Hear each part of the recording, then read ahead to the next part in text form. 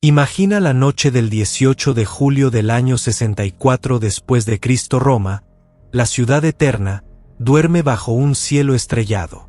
De pronto, en los barrios pobres del Circo Máximo, una chispa salta de una tienda de aceite.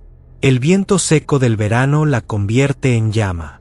En minutos, el fuego devora casas de madera, tabernas, talleres. La gente corre despavorida por las calles estrechas, gritando, cargando niños y lo poco que pueden salvar. El incendio se extiende como una bestia viva. Durante 6 días y 7 noches, arrasa 10 de los 14 distritos de Roma. Edificios enteros se derrumban con estruendo. El calor es tan intenso que derrite estatuas de bronce. Miles mueren quemados, asfixiados o aplastados. 100.000 quedan sin techo. El humo negro cubre el sol, y desde el Palatino se ve un mar de llamas que ilumina la noche como un segundo infierno.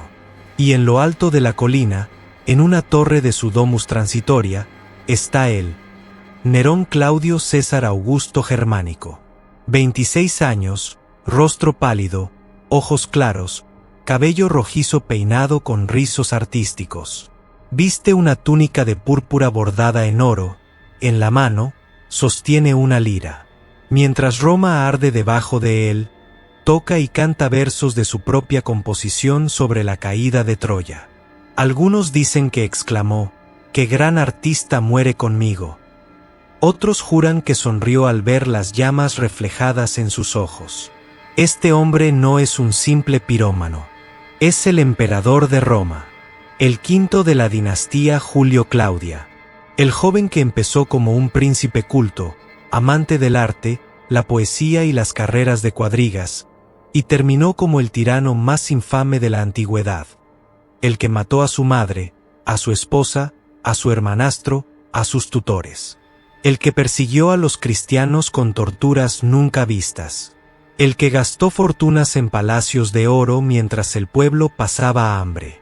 El que se presentó en escenarios como actor y cantante, obligando a senadores a aplaudirle durante horas. Nerón no fue solo cruel. Fue la encarnación del artista narcisista con poder absoluto. Un hombre que creyó que el mundo entero era su escenario y que todos los demás eran simples extras en su tragedia personal. En esta serie Tragedias Reales, seguimos descendiendo por las sombras más profundas de la realeza masculina cruel. Tras Iván el Terrible, que convirtió Rusia en un mar de sangre, y Calígula, el dios loco que casi destruye Roma en 4 años, ahora llegamos a Nerón, el emperador que llevó la decadencia Julio-Claudia a su expresión más teatral, más sangrienta y más inolvidable.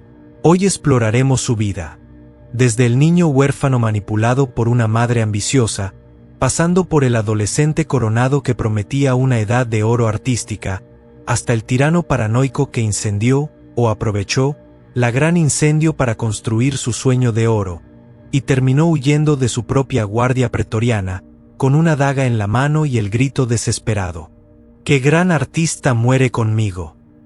Esta no es una historia de ficción. Es la crónica real de cómo un emperador convirtió el mayor imperio del mundo en el escenario de su propia locura.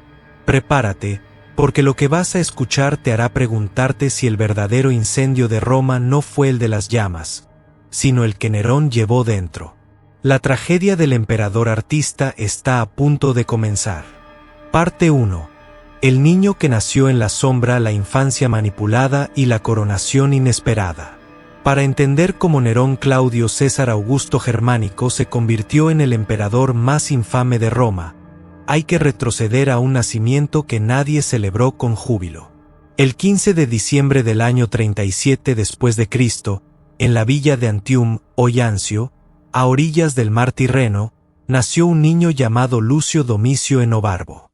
No hubo campanas repicando en Roma, ni sacrificios masivos, ni delegaciones del Senado. Su padre, Cneo Domicio Enobarbo, era un noble patricio de reputación dudosa, cruel, derrochador y conocido por sus excesos. Su madre era Agripina la Menor, hija de Germánico y hermana de Calígula, una mujer ambiciosa, inteligente y despiadada que ya había sobrevivido a exilios, pérdidas y la locura de su hermano. Cuando Lucio nació, Agripina tenía 22 años y estaba casada con un hombre que la despreciaba. 3 años después, en el año 40 después de Cristo, Cneo Domicio murió de hidropesía, dejando a su viuda y a su hijo en una posición precaria. Pero el destino de Roma cambió drásticamente cuando Calígula fue asesinado en enero del 1941 DC y Claudio, tío de Agripina, fue proclamado emperador. Agripina vio la oportunidad de su vida. Su hermano muerto había dejado un trono vacío, y su tío Claudio era un hombre débil, tartamudo, cojo y considerado inofensivo. Agripina se movió con rapidez. En el año 49 después de Cristo, convenció a Claudio, que era su tío carnal, de casarse con ella. El matrimonio entre tío y sobrina era escandaloso incluso para los romanos, pero Claudio lo permitió. Agripina se convirtió en Augusta, recibió honores imperiales, y lo más importante, hizo que Claudio adoptara a su hijo Lucio como heredero. El 25 de febrero del año 50 después de Cristo, Lucio Domicio Enobarbo cambió su nombre por el de Nerón Claudio Druso Germánico. Tenía apenas 12 años y ya era el heredero del imperio. La educación de Nerón fue una mezcla de lujo y manipulación. Agripina lo rodeó de tutores excepcionales. El principal fue Lucio Anneo Séneca, filósofo estoico, escritor brillante y hombre de mundo, que acababa de regresar del exilio. Séneca enseñó a Nerón retórica, literatura griega y latina, filosofía y composición poética. El joven príncipe mostró talento real. Tocaba la lira con destreza, componía versos, actuaba en obras de teatro y tenía una voz hermosa. Pero también desarrolló un carácter caprichoso, vanidoso y dependiente de la aprobación constante. Agripina no solo lo educó, lo controló. Lo hizo dependiente emocionalmente, le recordaba cada día que le debía el trono, y lo vigilaba con celos enfermizos. Cuando Nerón se enamoró de una esclava liberada llamada Acté en el año 53 después de Cristo, Agripina la expulsó furiosa y lo amenazó con desheredarlo. Nerón, en lugar de rebelarse abiertamente, aprendió a mentir y a fingir obediencia. Mientras tanto, Claudio gobernaba con competencia, pero bajo la influencia creciente de Agripina.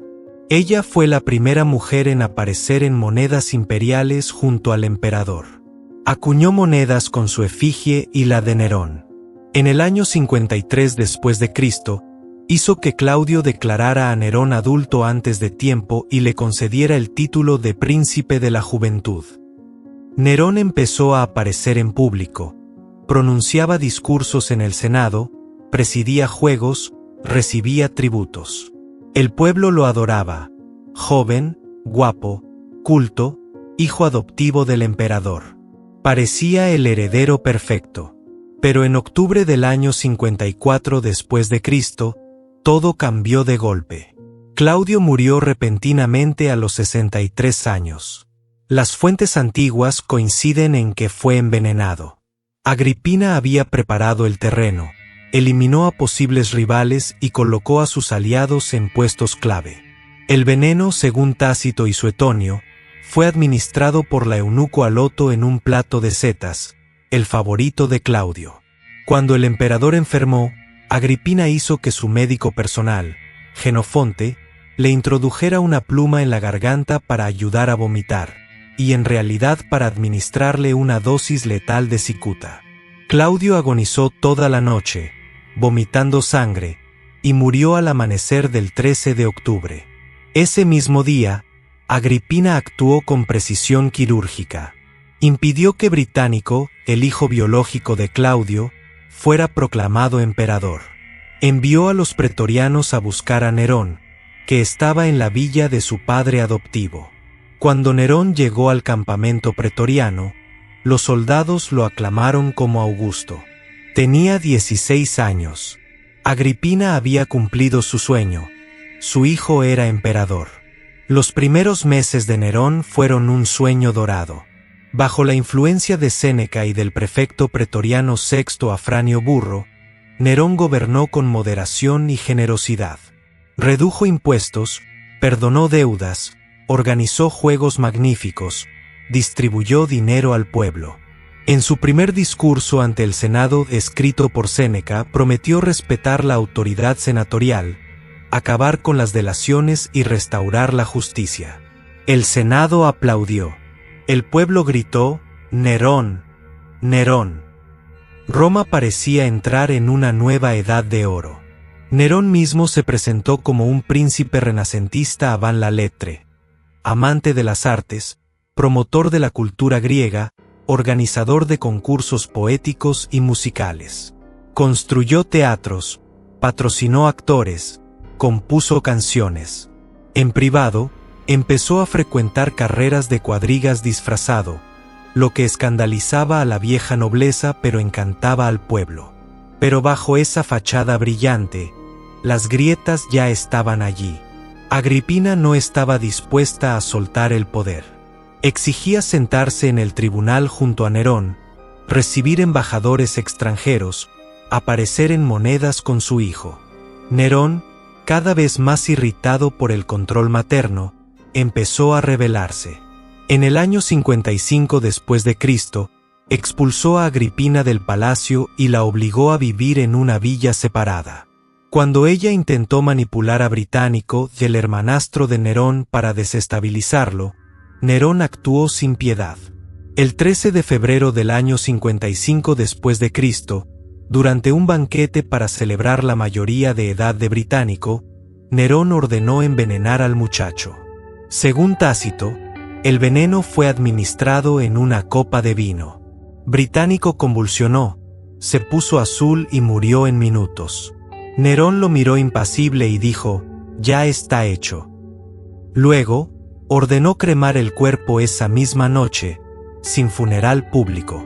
Fue el primer asesinato ordenado por Nerón. Tenía 17 años. A partir de ese momento, el control de Agripina se debilitó. Nerón se acercó más a su amante Acté y a Séneca. En el año 58 después de Cristo, conoció a Popea Sabina, una mujer hermosa, ambiciosa y manipuladora, casada con un amigo suyo, Marco Salustio Otón. Popea se convirtió en su obsesión. Quería divorciarse de Octavia, la hija de Claudio, con quien Nerón se había casado por orden de Agripina, y casarse con Popea. Agrippina se opuso furiosamente. La confrontación final llegó en marzo del año 59 después de Cristo. Nerón decidió eliminar a su madre. Planeó un asesinato disfrazado de accidente. Invitó a Agripina a Baiae para una fiesta y la hizo regresar en un barco que debía hundirse. El barco se partió en dos, pero Agripina nadó hasta la orilla. Nerón, aterrorizado, envió a Aniceto, prefecto de la flota, con soldados para terminar el trabajo. Agripina fue acuchillada en su villa. Según Tácito, sus últimas palabras fueron: «Golpea el vientre que llevó a Nerón». Cuando le trajeron la noticia, Nerón se derrumbó, pero pronto se recompuso y fingió dolor público. El Senado decretó honores póstumos a Agripina, y Nerón quedó libre. Libre para convertirse en el monstruo que la historia recuerda. El niño manipulado por su madre, el adolescente coronado por un asesinato, el joven emperador que prometió una edad de oro, acababa de empezar su descenso. Parte 2. El artista en el trono, la edad de oro falsa, el amor prohibido y el primer baño de sangre. Con Agripina muerta en el año 59 después de Cristo, Nerón sintió por primera vez el sabor absoluto del poder. Tenía 21 años, era joven, guapo, culto, adorado por el pueblo y temido por la corte. El mundo entero era suyo. Roma, el imperio más grande que la humanidad había conocido, estaba a sus pies. Y él decidió que no sería un emperador común. Sería un artista, un dios, un sol que iluminaría la historia con su genio. Los primeros años tras el matricidio fueron, paradójicamente, los más brillantes de su reinado. Séneca y Burro aún mantenían un control tenue sobre él, pero Nerón ya no escuchaba con la misma docencia. Empezó a vivir la noche, fiestas interminables en el palacio, banquetes donde el vino fluía como ríos, actuaciones privadas donde él mismo cantaba y tocaba la lira hasta el amanecer. Invitaba a actores, músicos, poetas, aurigas. El palacio se convirtió en un teatro permanente. Senadores ancianos, obligados a asistir, veían horrorizados como el emperador se disfrazaba de esclavo, de mujer, de dios griego, y actuaba escenas de tragedia con una pasión que rozaba la locura. Pero el verdadero cambio llegó con Popea Sabina. Popea era diferente a cualquier mujer que Nerón había conocido. Hermosa como una estatua de Afrodita, con cabello dorado que teñía de rojo para destacar, ojos verdes penetrantes y una inteligencia afilada como una daga. Casada con Otón, futuro emperador y amigo de Nerón, Popea sedujo al joven Augusto con una mezcla de pasión y ambición. Le prometía un amor absoluto, pero también un reinado glorioso donde ella sería la Augusta verdadera. Nerón se obsesionó. En el año 62 después de Cristo, divorció a Octavia, su esposa desde los 16 años, hija de Claudio, estéril y odiada por Popea. El pueblo amaba a Octavia por su linaje y su dulzura. Cuando Nerón la acusó falsamente de adulterio y la exilió a Pandataria, Roma estalló en protestas. Estatuas de Octavia fueron coronadas con flores. El pueblo gritó su nombre en el circo. Nerón respondió con crueldad. Ordino decapiter a Octavia. Le enviaron la cabeza a Popea como trofeo. Popea la miró y sonrió. 2 meses después, en junio del 1962 DC, Nerón se casó con ella en una ceremonia fastuosa. Popea estaba embarazada. Nerón, por primera vez, parecía feliz.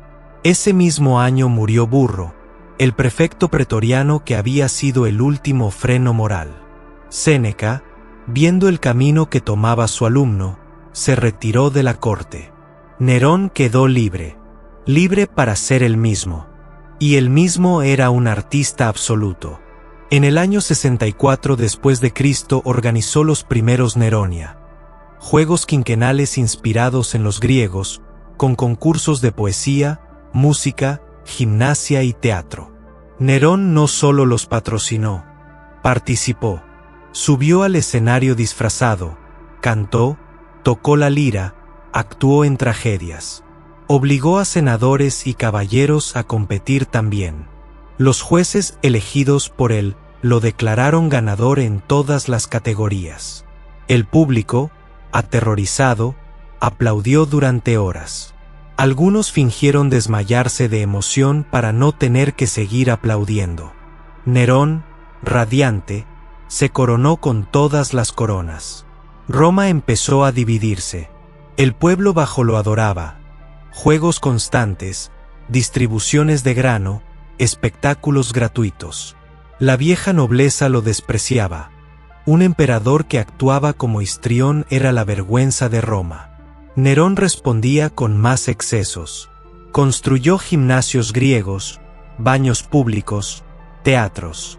Promovió la cultura helenística por encima de la romana tradicional. Se dejó crecer el pelo largo, usaba barbas postizas en escena, se maquillaba. En privado, conducía cuadrigas en carreras nocturnas por las calles, disfrazado de auriga. Popea lo alentaba. Le susurraba que era un genio incomprendido, que los senadores eran envidiosos mediocres, que el pueblo lo amaba porque veía su divinidad. En el año 63 después de Cristo, Popea dio a luz a una hija, Claudia Augusta. Nerón la proclamó diosa infantil, acuñó monedas con su imagen, organizó fiestas nacionales. Pero la niña murió a los 4 meses. Nerón cayó en una depresión profunda. Popea lo sacó de ella prometiendo más hijos, más gloria. Y entonces llegó la noche que cambiaría todo. El 18 de julio del 64 después de Cristo, el gran incendio de Roma. El fuego empezó en las tiendas junto al Circo Máximo y se extendió con una velocidad aterradora. El viento lo avivó. Las casas de madera, las calles estrechas, los almacenes de aceite y grano se convirtieron en alimento perfecto. Durante 6 días, el incendio arrasó 10 de los 14 distritos. Miles murieron. 100.000 quedaron sin hogar. Templos antiguos, archivos públicos, tesoros irreemplazables desaparecieron en las llamas. Nerón no estaba en Roma cuando empezó. Estaba en Antium. Regresó apresuradamente. Las fuentes antiguas Tácito, Suetonio, Dion Casio difieren en un punto crucial. ¿Ordenó Nerón el incendio? La versión más difundida es que sí, que quería despejar terreno para su sueño arquitectónico. La Domus Aurea, un palacio inmenso con lagos artificiales, jardines colgantes, una estatua colosal de sí mismo como sol. Que mientras Roma ardía, él cantaba sobre la caída de Troya desde una torre. Pero Tácito, el historiador más fiable, dice que los rumores eran contradictorios. Algunos decían que Nerón estaba horrorizado y organizó ayuda, otros que sus agentes fueron vistos avivando el fuego. Lo cierto es que Nerón aprovechó la catástrofe. Cuando el fuego se apagó, inició la reconstrucción más ambiciosa de la historia romana. Calles más anchas, casas de piedra en lugar de madera, pórticos para refugio. Pero el centro lo reservó para sí, la Domus Aurea. Un complejo de 80 hectáreas con un lago artificial, pabellones de mármol, salas cubiertas de oro y piedras preciosas, techos que giraban para esparcir perfumes, una estatua colosal de 35 metros de sí mismo como dios Sol. Los romanos, viviendo en chozas temporales, veían horrorizados cómo su emperador construía un paraíso privado con el dinero público. Y entonces necesitó un culpable. Los rumores empezaron a circular. Los cristianos, una secta extraña que hablaba de un reino no de este mundo, habían provocado el incendio. Nerón los señaló. La persecución fue brutal, la primera gran persecución cristiana documentada. Tácito describe escenas de horror puro, cristianos cubiertos de pieles de animales y devorados por perros en la arena. Otros untados de brea y quemados vivos como antorchas humanas en los jardines de Nerón durante fiestas nocturnas. Crucificados en masa. El propio Nerón conducía su carro entre las llamas humanas, riendo. Pedro y Pablo, según tradición, murieron en esta persecución. Pedro crucificado cabeza abajo, Pablo decapitado. El pueblo, que al principio había sospechado del emperador, ahora lo aclamaba como Salvador. Los cristianos eran el chivo expiatorio perfecto. Pero la paranoia de Nerón crecía. En el año 65 después de Cristo, se descubrió la conspiración de Pisón, un complot amplio involucrando senadores, caballeros, pretorianos y hasta Séneca. El objetivo era asesinar a Nerón y proclamar a Cayo Calpurnio Pisón emperador. Nerón respondió con terror absoluto. Decenas fueron ejecutados o forzados al suicidio. Séneca, aunque su implicación era dudosa, recibió la orden de abrirse las venas. Lo hizo con dignidad estoica, dictando sus últimas palabras mientras la sangre fluía. La purga se extendió. Cualquier sospecha bastaba. Nerón empezó a ver traidores en todas partes. Su matrimonio con Popea se deterioró. Ella lo criticaba por sus excesos artísticos. En el año 65 después de Cristo, embarazada de nuevo, discutieron violentamente. Nerón la golpeó en el abdomen. Popea abortó y murió días después de hemorragia. Nerón cayó en una depresión histérica. Mandó embalsamar el cuerpo, la divinizó y buscó mujeres que se parecieran a ella. En el año 66 después de Cristo, se casó con Estatilia Mesalina, pero su gran amor fue un joven eunuco llamado Esporo, al que hizo castrar y vestirse como Popea, llamándolo Sabina. Roma ya no era la misma. El emperador artista había revelado su verdadero rostro. un narcisista cruel que veía el mundo como su escenario personal y a los demás como marionetas. El incendio había sido solo el principio. El verdadero fuego ardía dentro de él, y pronto consumiría todo el imperio. Parte 3. La gira del dios artista a Grecia, los Juegos Olímpicos y el regreso que selló su caída. El año 66 después de Cristo amaneció con un Nerón en la cima de su delirio. Tenía 28 años, era el dueño absoluto del mundo conocido, y ya no le bastaba con ser emperador de Roma. Quería ser el más grande artista de la historia. Grecia, la cuna de la poesía, la música y el teatro, lo llamaba como una sirena. Allí, en los escenarios sagrados de Olimpia, Delfos y Corinto, los griegos aún celebraban concursos donde los vencedores eran coronados con laureles inmortales. Nerón decidió que él merecía todas esas coronas. Todas. En septiembre del 1966 DC, anunció una gira artística por Grecia. No una visita imperial común, con legiones y tributos. Una gira de estrella. Él sería el protagonista absoluto. Ordenó posponer los Juegos Olímpicos un año para que coincidieran con su llegada. Los griegos, aterrorizados por su poder, obedecieron. Nerón partió con una comitiva de miles, actores, músicos, aurigas, claquers pagados para aplaudir, eunucos, concubinas, y un séquito de pretorianos comandados por Tigelino, el nuevo prefecto, un hombre tan cruel y ambicioso como su amo. El viaje fue un espectáculo de megalomanía nunca visto. Nerón desembarcó en Grecia vestido como Apolo, lira en mano, corona de laurel, túnica bordada en oro. En cada ciudad lo recibieron con arcos triunfales, sacrificios y discursos que lo llamaban Nuevo Apolo, Zeus liberador. Él respondía actuando, cantaba, recitaba, tocaba la lira durante horas. Obligaba a los jueces locales a declararlo vencedor en todas las categorías, incluso en aquellas en las que no competía. En los istmos de Corinto ganó 1808 coronas, una cifra absurda que él mismo presumía. En Olimpia participó en carreras de cuadrigas. Mandó añadir 2 caballos extras a su carro para correr con 10 en lugar de 4. Cuando volcó y casi muere, los jueces lo proclamaron vencedor por su valentía. Nerón, radiante, se coronó con la oliva sagrada. Grecia entera se convirtió en su escenario personal. Prohibió que nadie abandonara los teatros durante sus actuaciones. Algunos espectadores, agotados tras horas de canto, fingían desmayarse o morirse para ser sacados. Nerón, furioso, ordenó cerrar las puertas, que nadie salga hasta que yo termine. Un senador anciano murió realmente de agotamiento en un teatro de Nápoles. Nerón comentó, qué mala educación morir durante mi actuación.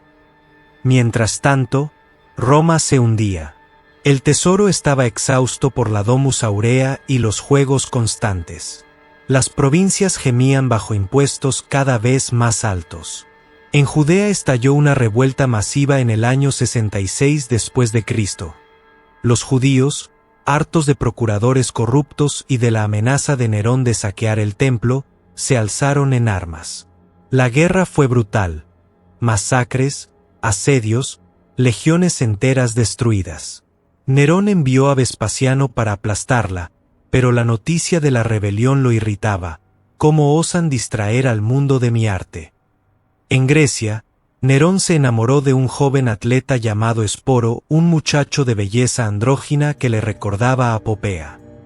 Lo hizo castrar y lo casó en una ceremonia pública, vestido de novia. Luego lo presentó como Sabina y lo llevó en su litera como esposa. Los griegos, horrorizados, aplaudían por miedo.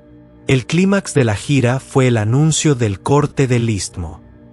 Nerón soñaba con unir el mar Egeo con el Jónico cortando el istmo de Corinto. En una ceremonia teatral, vestido de obrero con pico de oro, dio el primer golpe simbólico a la tierra.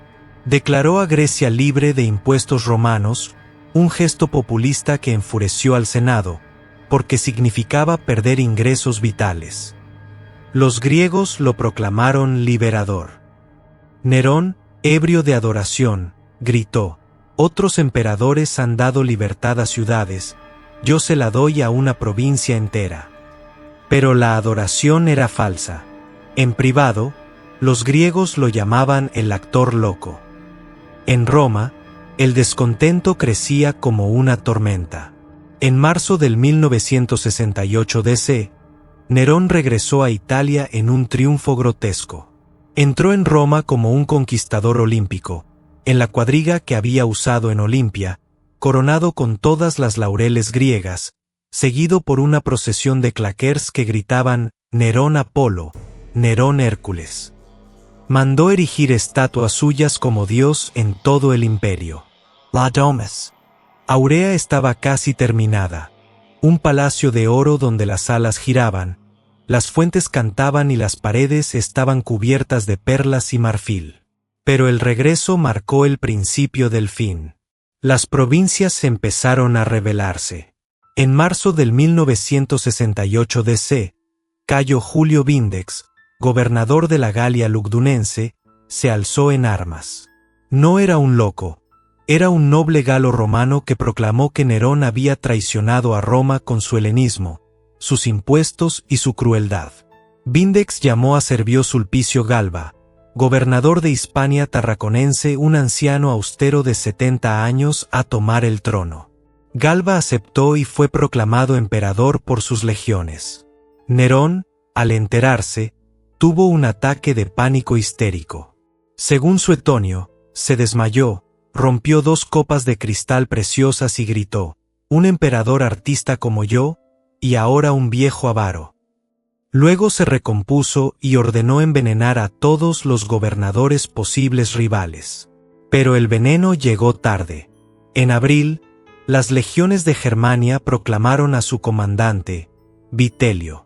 Las de África se unieron a Galba. El Senado aún dudaba, pero el prefecto pretoriano Ninfidio Sabino, que había acompañado a Nerón en Grecia, lo traicionó. Sobornó a los pretorianos con 30.000 sestercios por cabeza para que abandonaran a Nerón y reconocieran a Galba. La noche del 8 de junio del 1968 DC, Nerón se despertó en el palacio y encontró los corredores vacíos. Los guardias habían huido. Sus sirvientes lo abandonaron. Solo quedaron unos pocos libertos fieles: Esporo, su secretario Epafrodito y un par de eunucos. Nerón corrió por las salas gritando: «¡Guardias! ¡Pretorianos!». Nadie respondió. Se miró en un espejo y sollozó: «¡Qué gran artista muere conmigo!». Huyó disfrazado de esclavo a la villa de su liberto Faón, a 4 millas de Roma. Allí, temblando, recibió la noticia de que el Senado lo había declarado enemigo público y ordenado su captura para ejecutarlo al estilo antiguo, azotado desnudo hasta la muerte con varas. Nerón intentó suicidarse varias veces. Se clavó una daga en la garganta, pero le temblaba la mano. Pidió a Epafrodito que lo ayudara. El secretario lo apuñaló. Cuando llegaron los centuriones enviados por Galba, encontraron a Nerón agonizando en el suelo, con la garganta abierta. Miró al oficial y con voz gorgoteante, dijo sus últimas palabras: «¡Qué gran artista muere conmigo!». Murió el 9 de junio del 68 después de Cristo, a los 30 años. Su cuerpo fue cremado en secreto por sus últimas amantes, Acté y 2 nodrizas. Las cenizas fueron enterradas en la tumba familiar de los Domicios. El pueblo bajo lloró. Muchos creían que no había muerto y que regresaría del oriente como un salvador. Durante años aparecieron falsos Nerones en las provincias. Galba entró en Roma como nuevo emperador, pero el año 69 después de Cristo sería el de los 4 emperadores: Galba asesinado, Otón suicidado, Vitelio devorado por la multitud, y finalmente Vespasiano, fundador de los Flavios. La dinastía Julio-Claudia terminó con Nerón, el último descendiente directo de Augusto. El artista que quiso ser Dios dejó un imperio al borde del colapso. Tesoro vacío, provincias en rebelión, legiones indisciplinadas, senado aterrorizado. Pero también dejó la Domus Aurea, de la que hoy queda el Coliseo, construido sobre su lago artificial, y un mito eterno, el emperador que tocó la lira mientras Roma ardía. El niño manipulado por su madre, el joven que prometió una edad de oro artística, el tirano que persiguió cristianos y humilló al Senado, había terminado su última actuación. Y el telón cayó en un charco de sangre. Parte 4. El incendio eterno del gran fuego, la Domus Aurea y la persecución que marcó la historia. La noche del 18 de julio del año 64 después de Cristo comenzó como cualquier otra en la Roma de Nerón. El calor del verano ahogaba la ciudad. Las calles estrechas del Subura y el Circo Máximo bullían de vida. Tabernas abiertas, mercaderes vendiendo aceite y vino, esclavos corriendo con antorchas. Nadie imaginaba que, en cuestión de horas, la ciudad eterna se convertiría en un infierno vivo. La chispa saltó en una tienda de aceite junto al Circo Máximo. El viento seco del sur la avivó. En minutos, las llamas saltaron a las casas de madera colindantes. El fuego corrió como un animal enfurecido, devoraba vigas, techos de paja, almacenes de grano. La gente salió a las calles gritando, cargando niños, empujando carros con lo poco que podían salvar. Pero no había escapatoria. Las calles eran laberintos estrechos, diseñados para una Roma antigua, no para evacuar a 1 millón de almas. El incendio duró 6 días y 7 noches. Las llamas alcanzaron alturas imposibles. Columnas de humo negro cubrieron el sol. El calor era tan intenso que piedras estallaban, bronce se fundía, cuerpos se carbonizaban en segundos. El Circo Máximo, el Foro Boario, el Palatino, todo ardía. Templos milenarios, el de Luna, el de Júpiter Estator se derrumbaron con estruendo. Archivos públicos con siglos de historia desaparecieron. Miles murieron quemados vivos, asfixiados en satanos, aplastados por edificios que colapsaban. Otros se arrojaron al Tíber para escapar del fuego, solo para ser arrastrados por la corriente o pisoteados en las orillas. Nerón no estaba en Roma cuando empezó. Estaba en su villa de Antium, a 60 kilómetros, componiendo una nueva tragedia sobre la caída de Troya. Cuando le llegó la noticia, corrió a la capital.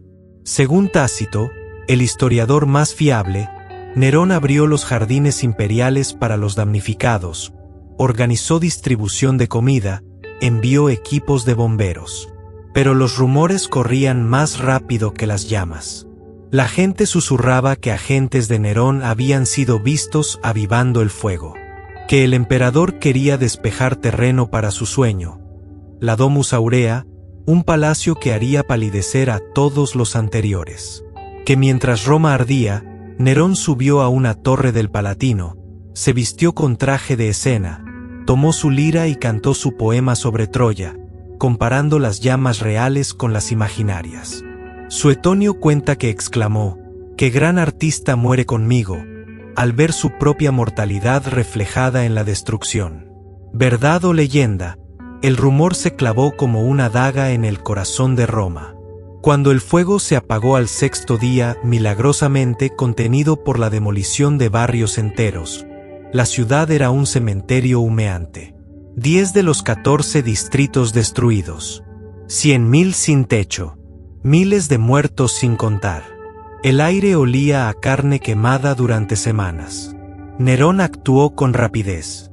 Ordenó una reconstrucción revolucionaria, calles anchas y rectas, casas de piedra y ladrillo en lugar de madera, pórticos cubiertos para refugio, acueductos nuevos para prevenir futuros incendios. Roma renacería más segura, más hermosa. El pueblo, al principio, lo aplaudió. Pero luego vino el precio.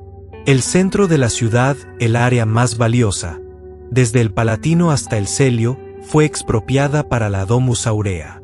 Un palacio de proporciones delirantes, 80 hectáreas de jardines, pabellones, columnas de mármol traído de todo el imperio.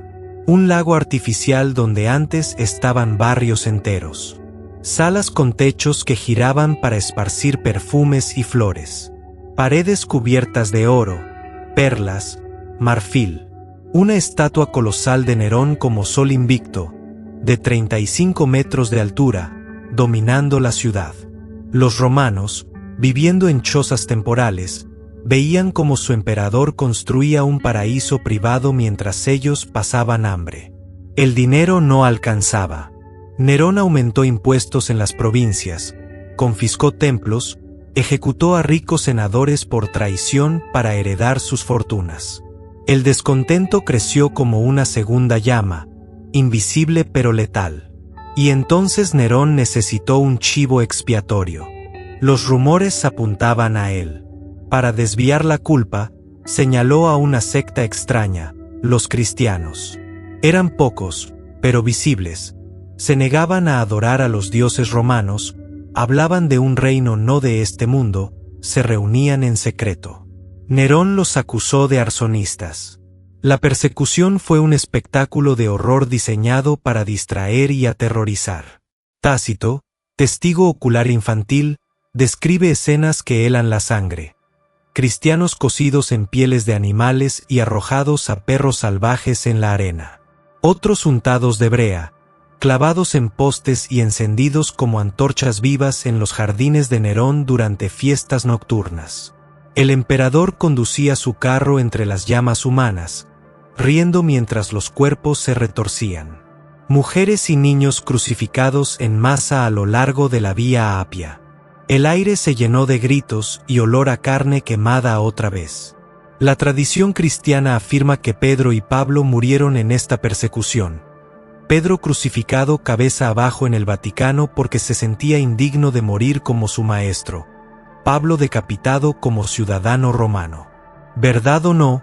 La persecución marcó el inicio de siglos de martirio. El pueblo, que había sospechado de Nerón, ahora lo aclamaba como vengador. Los cristianos eran perfectos, extranjeros en espíritu, fáciles de odiar. Nerón recuperó popularidad por un tiempo, pero el incendio había abierto una herida que no cerraría. La paranoia de Nerón se intensificó. Veía conspiradores en cada sombra. En el año 65 después de Cristo, la conspiración de Pisón, un complot real, amplio, involucrando senadores, caballeros, poetas como Lucano, incluso pretorianos. El plan era asesinarlo durante los Juegos Circenses y proclamar a Pisón emperador. Un delator lo reveló. Nerón respondió con terror absoluto. Las ejecuciones fueron una orgía de sangre. Pisón se abrió las venas. Lucano, el gran poeta, murió recitando sus propios versos mientras sangraba. Séneca, acusado aunque inocente, recibió la orden de suicidio. Se cortó las venas en una bañera caliente, dictando sus últimas palabras con calma estoica mientras su esposa Paulina intentaba morir con él. Nerón ordenó salvarla, para que sufriera más. Decenas de senadores, cientos de caballeros, familias enteras exterminadas.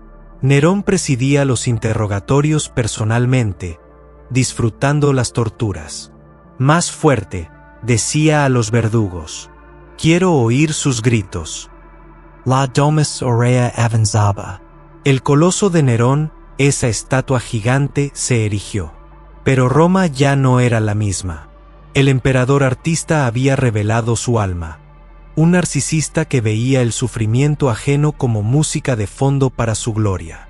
El incendio de Roma no fue solo fuego físico. Fue el incendio que Nerón llevó dentro. Un fuego de vanidad, crueldad y paranoia que consumió todo a su alrededor. Y cuando las llamas se apagaron, solo quedó ceniza, y el eco de miles de gritos que nunca se borraría. Parte 5. El legado de las llamas, como Nerón cambió Roma para siempre y porque su nombre aún quema. El cuerpo de Nerón yacía en el suelo de la villa de Faón, la garganta abierta, los ojos vidriosos fijos en un punto invisible. La sangre se extendía lentamente sobre el mármol barato, formando un charco oscuro que reflejaba la luz mortecina de las antorchas. Epafrodito, el secretario que lo había ayudado a morir, se apartó temblando. Esporo, el joven eunuco vestido como Popea, se arrojó sobre el cadáver sollozando histéricamente. Los centuriones enviados por Galba llegaron demasiado tarde para capturarlo vivo. Miraron el cuerpo con desprecio y satisfacción. «El tirano ha muerto», dijo uno. «Roma puede respirar». Pero Roma no respiró tranquila. El vacío que dejó Nerón fue un abismo que casi engulle al imperio entero. Galba entró en la ciudad como un viejo austero, prometiendo restaurar la disciplina y las finanzas. Pero era avaro, cruel y desconectado. Ejecutó a oficiales pretorianos sin pagar los donativos prometidos. En enero del 1969 DC, las legiones de Germania proclamaron a Vitelio.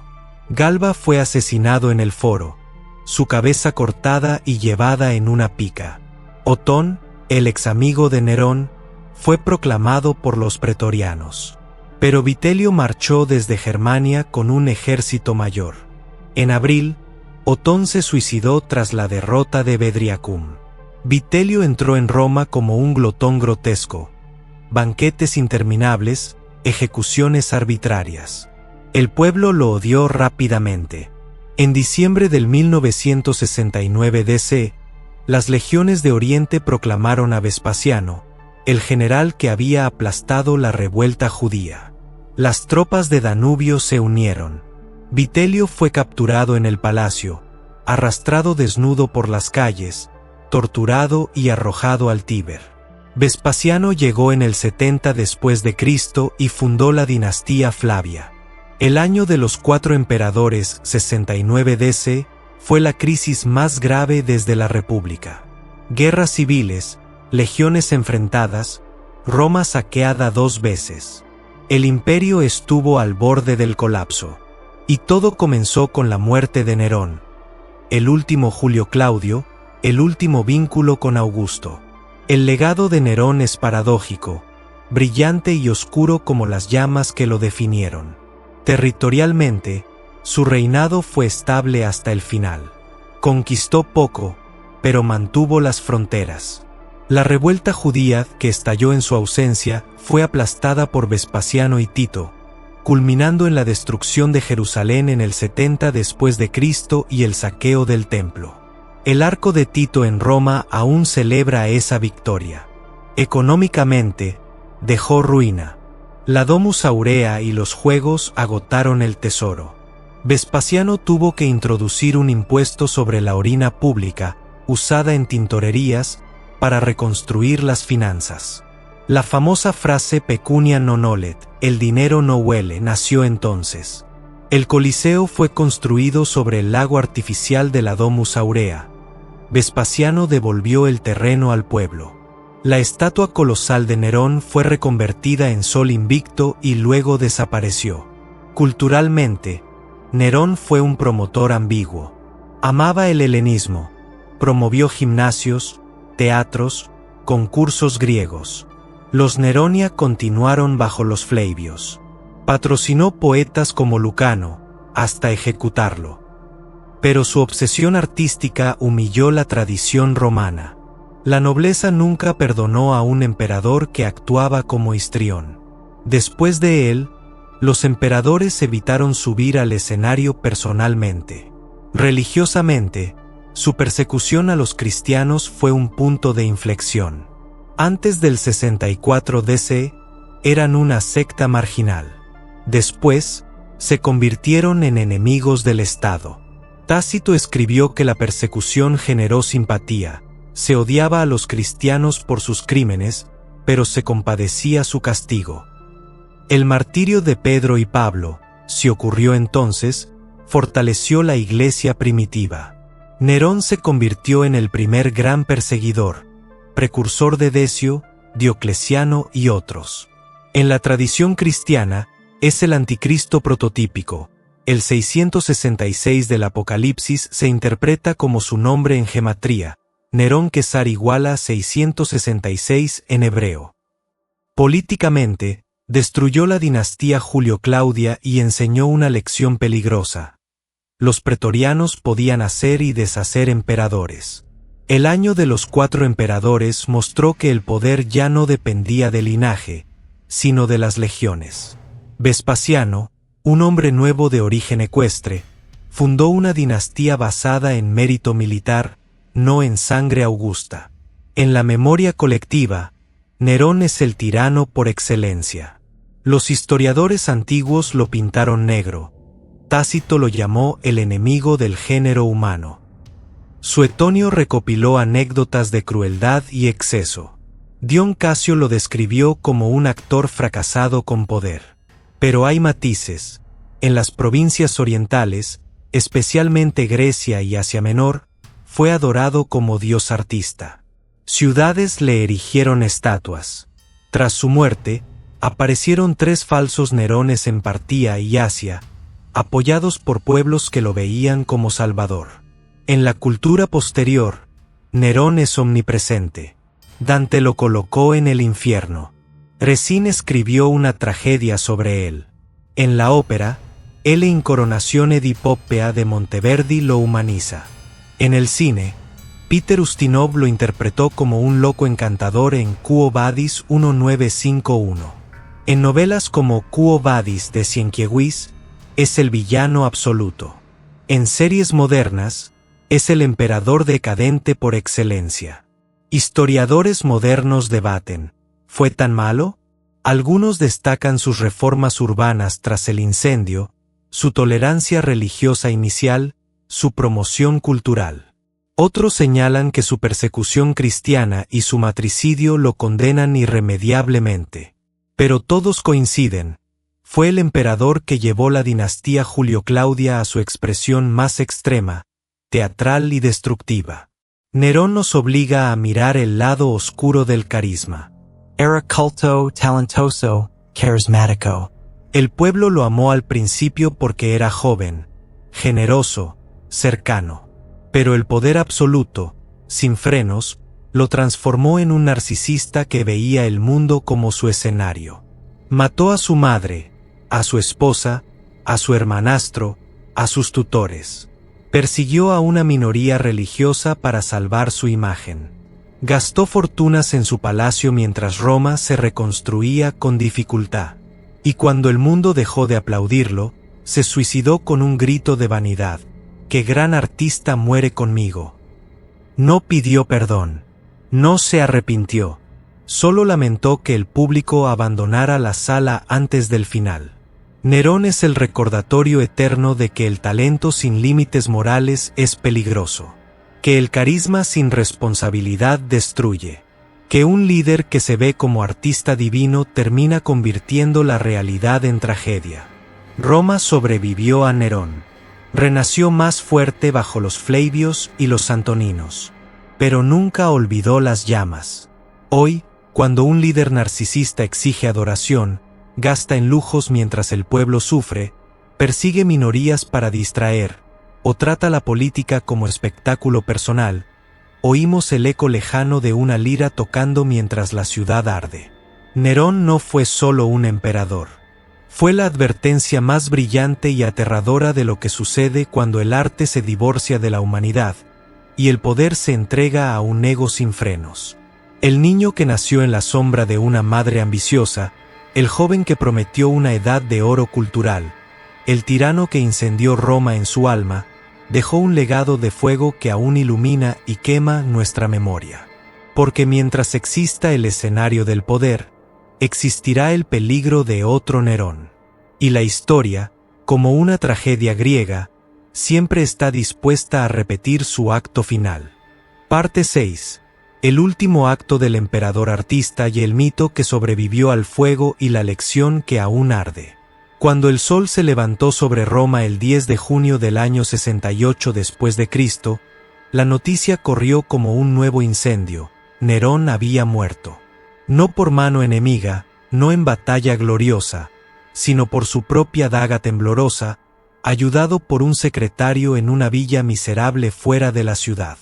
El emperador, que había construido un palacio de oro, que había sido coronado 1000 veces en Grecia, que había hecho temblar al mundo con su voz y su lira, había terminado solo, abandonado, gritando al vacío que un gran artista moría con él. Roma no lloró oficialmente. El Senado celebró. Galba fue proclamado. Las estatuas de Nerón fueron derribadas esa misma semana. Su nombre fue borrado de inscripciones. Se decretó damnatio memoriae, que su memoria fuera condenada, que su rostro desapareciera de las monedas, que su voz se silenciara para siempre. Pero Nerón no se dejó borrar tan fácilmente. En los barrios populares, en las tabernas del Subura, en los puertos de Ostia, el pueblo bajo empezó a susurrar otra versión. Nerón no había muerto. Había huido al oriente, a Partia, donde los reyes lo acogían como a un dios. Un día regresaría con ejércitos orientales, castigaría a los traidores y restauraría la edad de oro de juegos, pan y espectáculos. Durante décadas aparecieron impostores. 3 falsos Nerones documentados entre el 69 y el 89 después de Cristo. Uno de ellos, un esclavo asiático con talento para la lira, reunió un ejército y casi provocó una guerra con Partia. El mito del Nero redivivus, Nerón vivo de nuevo, se extendió por el imperio como una religión secreta. En Oriente, especialmente en Grecia y Asia Menor, Nerón siguió siendo adorado mucho después de muerto. Ciudades que habían recibido su liberación de impuestos le erigieron templos. Sus estatuas fueron escondidas y veneradas en privado. Incluso en el siglo III, cuando el cristianismo crecía, algunos griegos aún encendían lámparas ante imágenes suyas. Los cristianos, en cambio, lo convirtieron en el anticristo. En el Apocalipsis de Juan, escrito probablemente bajo Domiciano pero proyectando traumas del pasado, el número 666 se interpreta como Nerón César en gematría hebrea. La bestia que persigue a los santos, que marca a los hombres con su sello, que hace arder el mundo, todo encajaba con el emperador que había convertido cristianos en antorchas humanas.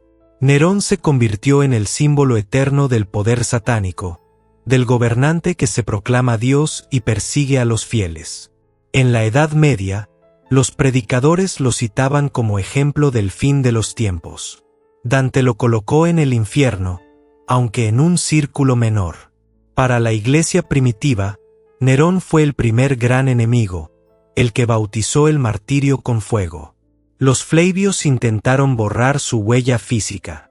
Vespasiano drenó el lago de la Domus Aurea y construyó el anfiteatro Flavio, el Coliseo, sobre él. Devuelvo al pueblo lo que Nerón le robó. La estatua colosal fue reconvertida en sol invicto y luego desapareció. Los pabellones de oro fueron demolidos o reutilizados. Pero incluso eso perpetuó el mito. El Coliseo, el monumento más famoso de Roma, nació de las cenizas del palacio de Nerón. En la historiografía, Nerón es un rompecabezas. Los grandes historiadores antiguos Tácito, Suetonio, Dion Casio lo odiaban. Escribieron bajo los Flavios o los Antoninos, dinastías que se legitimaban contrastándose con los malos Julio Claudios. Sus relatos están llenos de anécdotas escandalosas. El matricidio, el incendio, las antorchas cristianas, el matrimonio con Esporo. Pero también hay contradicciones. Tácito admite que la persecución cristiana generó compasión, que Nerón fue popular entre el pueblo bajo, que sus reformas urbanas tras el incendio fueron excelentes. Historiadores modernos intentan separar mito de realidad. ¿Encendió realmente Roma? Probablemente no. Los incendios eran comunes en la Roma de madera. Pero sí aprovechó la catástrofe sin escrúpulos. ¿Era un monstruo absoluto? No al principio. Los primeros 5 años, bajo Séneca y Burro, fueron un gobierno moderado, casi ilustrado. ¿Era un artista talentoso? Sí, sus poemas sobrevivieron fragmentos, Su voz era elogiada incluso por enemigos. Era homosexual o bisexual? Probablemente, pero en el contexto romano eso no era escándalo. Lo escandaloso era su exhibicionismo público. Nerón representa la tragedia del poder entregado a un narcisista. No nació malo.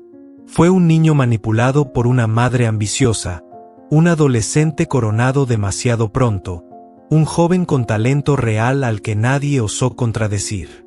El poder absoluto lo transformó, primero en un artista caprichoso, luego en un tirano paranoico, finalmente en un hombre solo que prefirió morir antes que enfrentar el juicio del mundo. Su mayor crimen no fue el incendio físico, fue el incendio moral. Enseñó que un líder puede tratar el Estado como su escenario personal, que el sufrimiento ajeno puede ser espectáculo, que la vanidad justifica cualquier crueldad.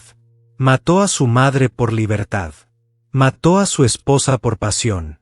Persiguió a los cristianos por popularidad. Se suicidó por orgullo. Y dejó una lección que la historia repite con obstinación.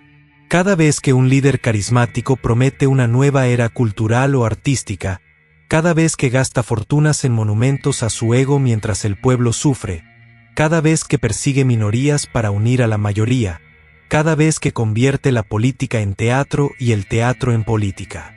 Nerón reaparece.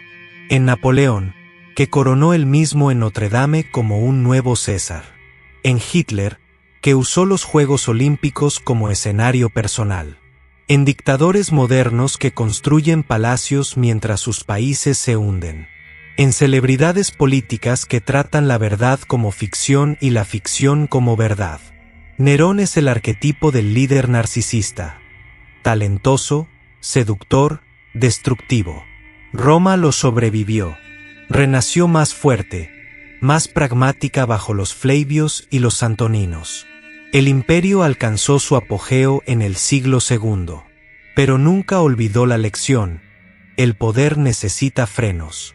El carisma necesita responsabilidad. El arte necesita humanidad. Hoy, cuando visitamos el Coliseo, caminamos sobre las cenizas de la Domus Aurea.